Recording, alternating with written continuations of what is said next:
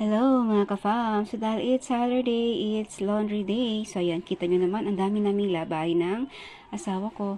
So bago namin isa lang sa washing machine yung mga decolor ay inuna muna namin yung mga puting damit. So yung puting damit talaga ay hindi namin to wina-washing unless wala talagang time. Pero kapag ganito ay kusot-kusot talaga to para talagang tanggal yung mga damit, especially damit ng mga bata ay dumihin.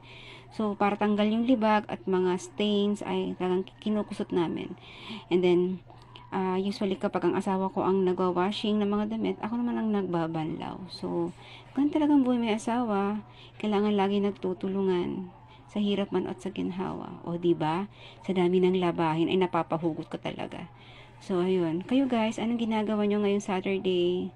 So dahil mahaba yung bakasyon at laging umuulan dito sa amin, ayan, so natambak yung mga labahin kasi nga ay bahagya ng mailabas yung mga sinampay kahit naka-dryer.